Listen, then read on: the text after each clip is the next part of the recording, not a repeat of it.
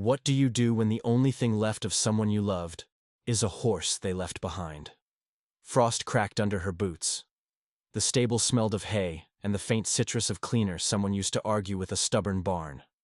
Wind threaded through the eaves and made the stall doors whisper. It was late autumn, the light thin and the mornings quiet like a room you weren't sure you were allowed in. She arrived before dawn because dawn had been where she learned to keep mistakes small. Her hands stayed in her pockets, not from cold, but because empty hands felt like questions she could not answer. She moved with a careful smallness, the kind one learns when grief has taught them to be background. The filly was smaller than she'd imagined, not wildfire bright but folded. Compact thing with ribs that whispered of past runs and a coat the color of pennies left in pockets. Her mane had been trimmed, blunt and honest, as if someone tried to keep her tidy for a life that kept sliding. Out of order. She stood with her head low, ears moving like distant radio static, watching the woman enter the light. The paperwork called the animal by a number. Numbers make the heart look like math. But this horse carried a posture that named her before any human did. Cautious, present, slightly resigned. There were thin white scars along a flank, faint as old handwriting, and they pulled at the woman's chest with a recognition that was sick and soft. When the woman pushed the stall door, the filly's eyes found her like a compass finding north. It was not curiosity at first. It was precision. A slow blink. A careful intake of breath. The filly turned her head and smelled the air as if deciding whether the woman would bruise the world. She set down a bale of hay with practiced motion, the thud settling into the straw like punctuation. She didn't speak. Instead, she leaned the fork against the wall and allowed her presence to be the shape of a patient sentence. The filly chewed once, then let out a small exhale that sounded like agreement. Her hand reached out, almost without consent. The fingertip brushed the filly's neck and the horse did not start. Instead, she leaned into the touch as if the human sleeve had been a missing door suddenly unlocked. Warmth touched her skin. The filly's breath felt like a little furnace against the woman's wrist. She closed her fingers there, thumb finding the tender groove behind the ears. She thought of the nights she had learned to sleep beside absence, curling around what was missing until her ribs ached. The filly shifted and rested her forehead lightly against the woman's shoulder. No lightning, no revelation. Just the small, steady pressure of another creature trusting enough to lean. There was a Polaroid tucked beneath the feed bucket, its corners soft from damp. For a moment she let it be evidence, something that would demand paperwork or memory or both. The filly nosed at the photograph with an almost human focus, ears pricked. She inched closer to the paper, breathing across it as if recalling a scent time. The picture showed a man with his arm over a shoulder, maybe hers, maybe someone else's, and a horse planted somewhere between joy and exhaustion. Someone had written a word along the white edge. Only 2 letters survived the smudge. Is. The rest was lost to water and time.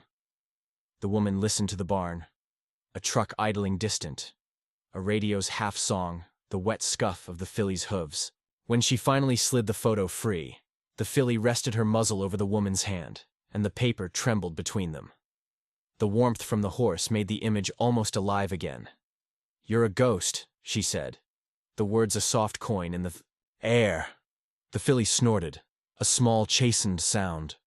The laugh that came out of her surprised her. Brittle, quick, as if it was testing whether humor still existed inside a vessel that had been mostly hollow for months. She lingered until the light thinned and the stable clocked through tasks: feed, clean, check. The filly did small things that felt like answers. She would look up at the sound of the woman's foot on the gravel, follow the lantern with a curiosity that read like recognition. Sometimes she stood quietly while the woman sat on the hay bale, and counted breaths until the breaths made sense. The woman learned the horse's micro-movements, the way a certain twitch at the shoulder meant a fly had landed somewhere she couldn't reach, the soft drag of hind hoof when she was tired, the half-step that carried an apology for impatience. Horses keep truth in muscle, not in pronouncement. The filly taught the woman to translate muscle into meaning again. Days became a stack of rituals. The woman arrived, halting at first, then bolder. The filly met her with a tilt of the head, the barest invitation to touch. There were no easy cures. Grief did not leave like a visitor. It lived like a tenant with poor hygiene. But the barn offered a room neither accused nor asked much. It let her carry sorrow in small increments. One evening, as she walked out with the filly a slow step behind, she felt the animal close enough that the evening light caught small dust motes in her breath. The filly's presence was not explanation. It was a tug at the edges of something that might still be whole. The woman paused and turned to look back. The animal's eyes were dark, lanterned, patient. She could not say why the horse followed. Was it because she smelled of the man in the photograph? Was it because the barn had become a place that offered consistent smallness, a predictable sequence of feed and touch? Or was it something older? A horse's talent for reading small cues. A horse's instinct for finding a hand that would not strike. That not knowing pressed at her like a splinter. She slid the Polaroid into her pocket, the paper's warmth against her thigh like a promise and a question. The engine turned over coldly as she drove away, and in the rearview mirror the barn receded, a dark mouth of wood and shadow. Through the glass she saw the filly exhale and the breath fog the stall window once, a little cloud like a smile. She did not sleep that night. She kept turning the same thought as if it were a coin under her thumb. Why had the horse followed? It was a simple question. If she could answer it, perhaps the rest of the missing shapes in her life would start to outline themselves again. If she could not, then every morning would be a borrowed minute of peace. Before she turned the key to leave, the filly had looked back at her as if asking something that had no language. The woman heard the question as clearly as a bell. "Will you stay?" The filly learned the scent of him before the woman did. It began with a pocket. A small leather thing, cracked and soft, found beneath a bale when she was mucking out the stall. She wasn't looking for anything but clean straw and the rhythm that comes from labor. The leather felt like a secret, and the edges were worn where fingers had worried at it. Inside, wrapped in something that had once been cloth but now lived, mostly by memory, was a brass key and a scrap of paper folded twice. She held the paper like a confession. The handwriting was the sort that arrives from habit, slanted, quick, with the loops of a man who wrote most of his sentences outdoors. There was a date she could place in her mouth like a stone. There was a name. Not the woman's name. Not the filly's. The man's. For days afterward, the filly behaved like someone listening for a voice only she could remember. She would startle at a shadow and then stand very still, ears listening for the cadence of a footstep that never came.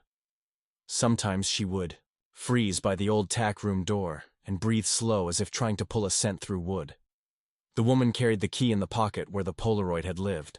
The scrap of paper she kept folded in a Bible that had never been read. She pretended the things were small. She told herself that curiosity is different from hope. But every morning when she crossed the yard, she expected to find the filly waiting, at that precise angle, head cocked, one hind foot resting in the dirt like a punctuation mark. The filly picked up other oddities. If the woman hummed without thinking, the horse would turn, ears tracking the pitch like it might be a familiar whistle. If the woman walked a certain way past the fence line, the filly would walk alongside on the outside as if escorting her. Once, when the woman unfolded the paper and read the name aloud in the privacy of the stall, the filly closed her eyes and exhaled slow, a sound like pages turning. These moments fell into the woman's life like a new language. At night, she would sit in the dark and try to translate them. Was the filly remembering the man's hands through the texture of the saddle? Was she responding to the ghost frequency of grief? Or was it simpler and stranger? Animals do not carry metaphors. They hold the ghost maps of smells and routines, and that map can be as precise as a compass. The turning point was a windless afternoon when the woman decided to clean the tack room properly for the first time. She shifted boxes, found old brushes, a halter with the initials stamped in brass. Behind a stack of feed sacks, she found a shoebox, the kind that keeps things because you can't decide whether they belong in the past or the present. Inside was a letter folded in half and another photograph. The same man, younger, laughing with the horse in a field that looked plain and brave. Attached to the photograph was a small silver whistle, its surface dulled with use. She held it and felt something high and brittle inside her chest. She remembered then an old story. Some people train horses with whistles, others with the weather. She put the whistle to her lips on a whim, and a sound came out. A sound so Modest, it almost gave itself away. The filly's ears snapped forward. She lifted her head. Then, with the studied slowness of something making a decision, she came.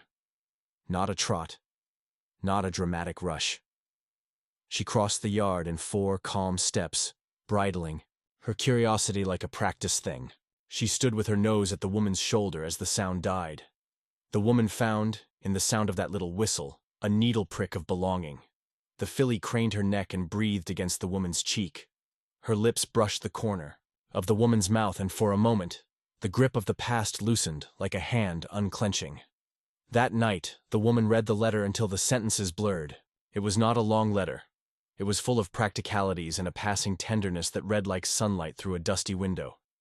The man had written about storms and fences and the way the filly, then only a foal, would not stand still for a saddle. He had written, in a single line, that he could not stay and that the filly would have to find a different kind of home. Something in that admission, not the leaving itself, but the meticulous human way he recorded it, ripped at her. She realized the man had left instructions rather than apologies. He catalogued love like a ledger, and that ledger felt like a punch to the throat. When she folded the letter back into its box, the tears came as if they had been waiting their turn. They were not cinematic. They did not fall like waterfalls. They were small, precise things that hit her jaw and then sat there, heavy and insistently real. She tried to make sense of them with the practicalness grief has sometimes.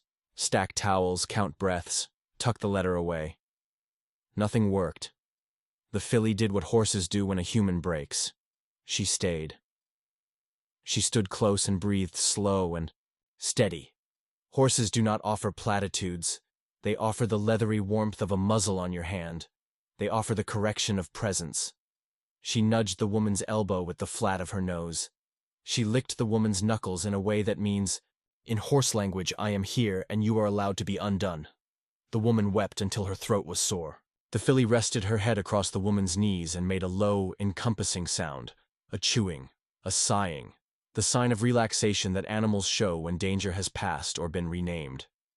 She did not paw or fret. She did not do anything that tried to fix the unfixable. She only bore witness with the ancient animal skill of being there. After that day, weeks knitted themselves into something quieter. The woman began to sleep without rolling over toward an absence every night. The filly grew more confident. Her ribs settled into a curve that spoke of feed and rest. There were still mornings when the woman woke and wanted to go back to the person who had written the letter. Those mornings were jagged, like outlines of broken glass. But the jaggedness became less sharp because there was a living thing that wanted only the next sweet thing. A teat of apple, a steady scratch at the withers, the sound of a whistle.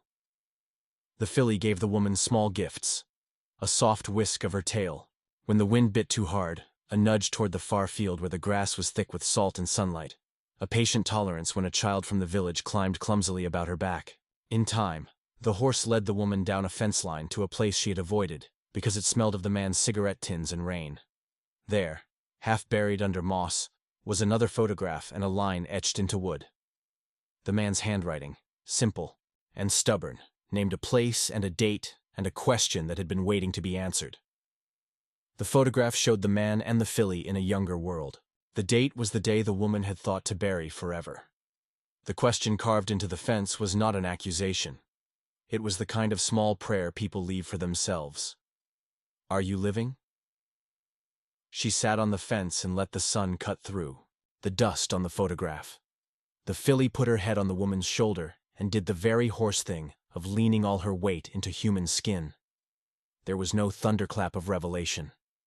There was instead a slow, undeniable reshaping. Sorrow did not leave, but it was joined now by a persistent, tender engine of care. They would both carry the past, the woman thought, but they would carry each other more. Some months later, standing at the edge of that same field with children running in arcs around them, the woman understood something she had not allowed herself to say aloud. In a life where people leave with the softness of a slammed door, other creatures are often the ones who repair the hinges. They do it without sermon or contract. They do it with the patience of breath and the small gravity of their bodies against ours. She pressed the brass key into the filly's mane like a child's charm. The horse shook her head and then leaned into the woman's palm, eyes half closed, inviting a touch that did not demand meaning. The woman laughed quietly, a sound that had weight and room in it. It surprised her by being true. Sometimes the ones who carry you are the ones who know how to stand still until you find your footing again. If this story reached you, please subscribe, leave a comment, follow, and press the bell so you can be here for the next story that might change your heart.